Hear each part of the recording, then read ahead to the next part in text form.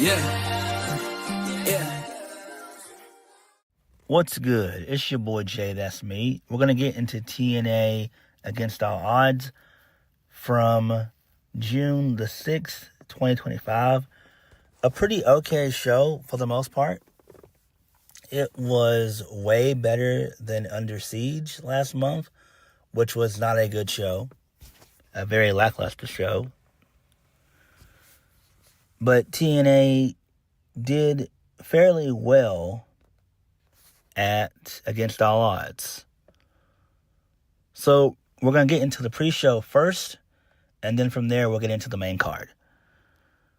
So the pre-show, we got a 6-woman tag, or 6 knockout tag, which was the Elegance brand, which is Ash, Heather, and M by Elegance.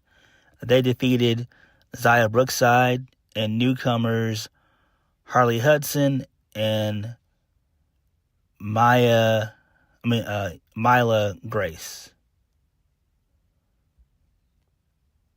So that was pretty cool. The Elegance brand, they dressed as devils to honor the Arizona State University Sun Devils. That was pretty cool. So great stuff there. And then post-match, so the personal concierge, he hyped up his team, and then the Inspiration, aka the Iconics, Jesse McKay and Cassie Lee, they showed up on stage. They got a pretty decent reaction, and they basically want the Knockouts tag team titles. So good stuff there. I'm glad that they're back. It seems that both Cassie and Jesse were injured for a while. I know they did stuff in TNA back in 2022, so basically 3 years ago. So that's fine. So I'm glad that they're back. Moving on. So Steph DeLander, she comes out and she bullies the commentators to gloat about the DeLander-Warner era and how Mance Warner will be leaving tonight as the new TNA International Champion. Okay, that's fine there. Moving on, still sticking with the pre-show, Santino Marella and Ariana Grace, they came out to talk about the Director of Authority match. And basically, it's going to be a special guest referee, and it's going to be Matt Cardona. So, that's fine, I guess. Who cares, though?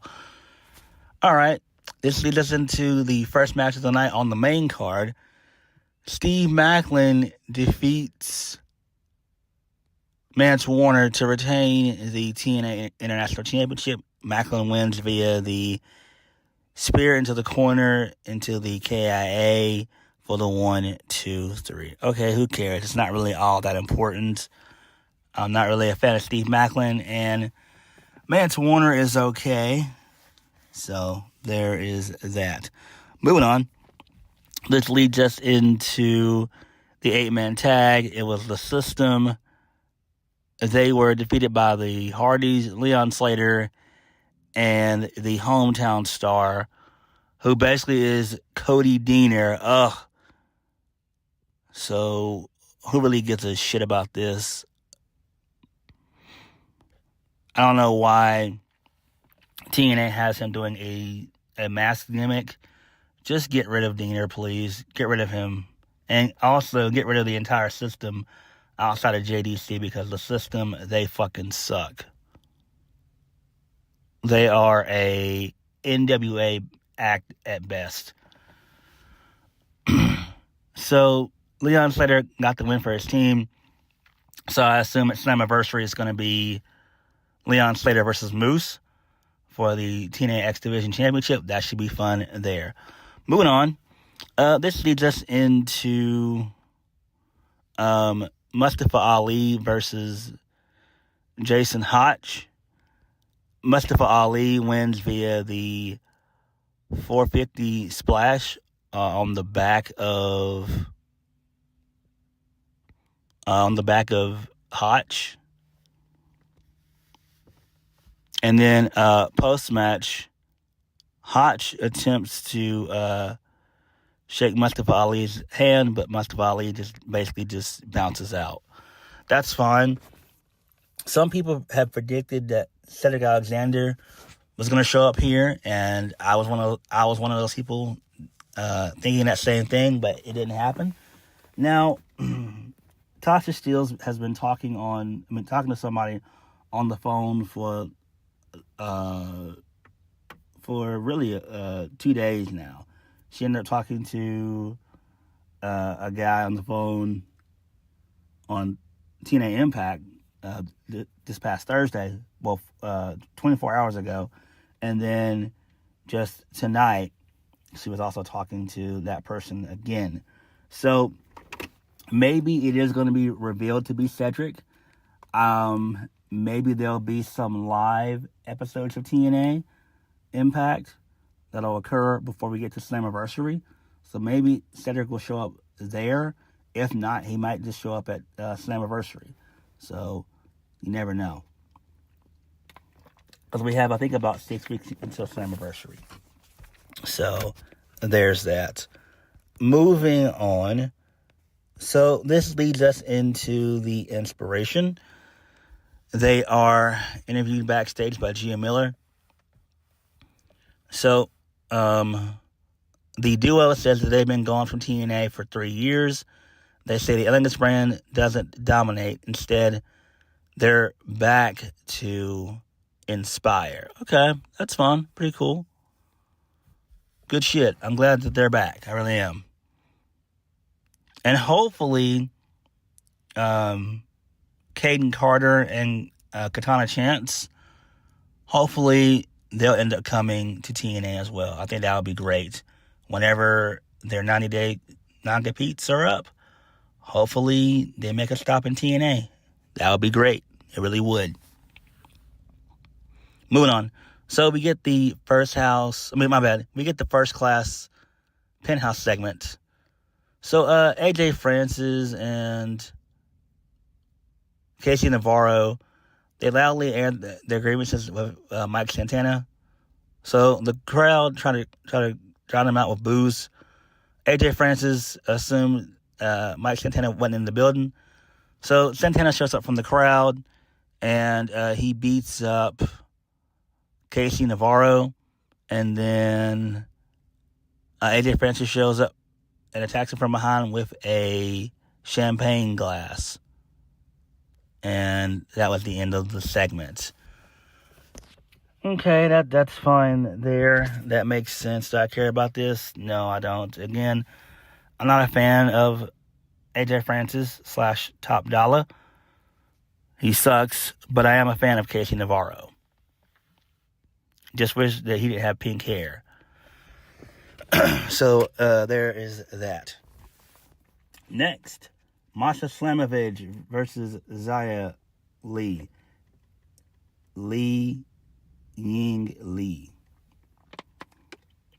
Pretty decent back and forth match. In the end, Masha retains her championship via the Requiem, and Indy Hartwell was on commentary for this match.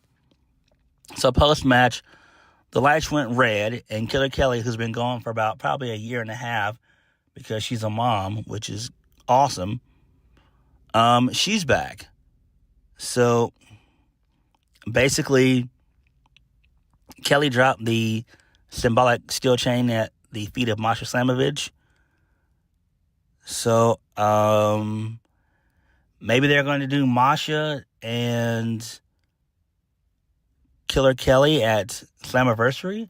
That could be interesting there. They really could. They got a bunch of history together. They were former Knockouts tag team champions. That's interesting. Very, very interesting. I do like that. And I've been missing Killer Kelly for quite some time. Again, she's been a mother for a while, so it's good. I'm glad that she is back. Excellent stuff. What was not excellent was the fact that Joe Hendry lost his match to fucking Frankie Kazarian. Frankie Kazarian basically wins.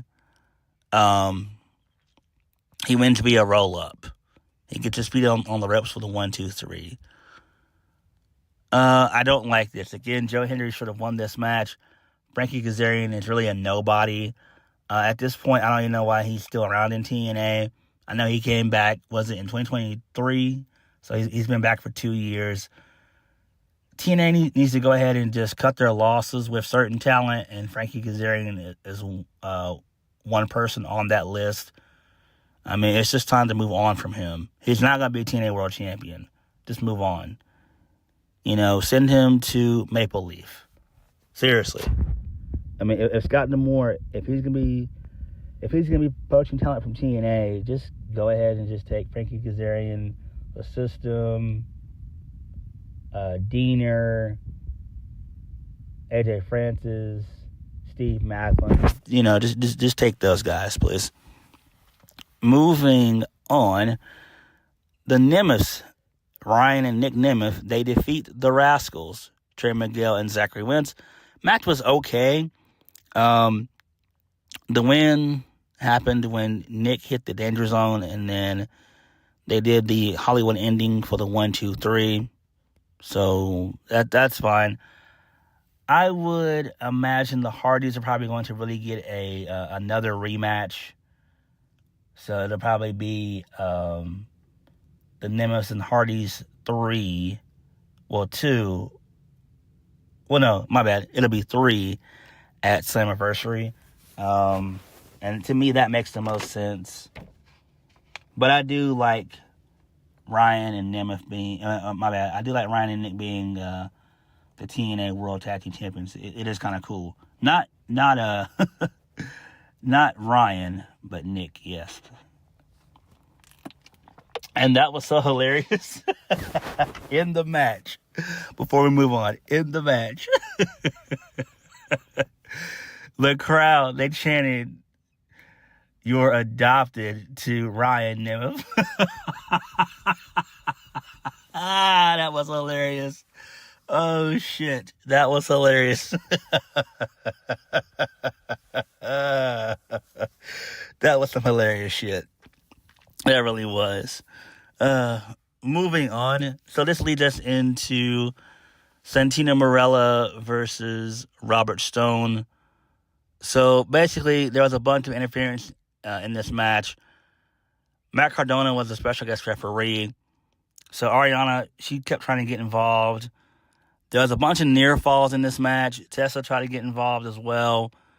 She took away the Cobra. Basically,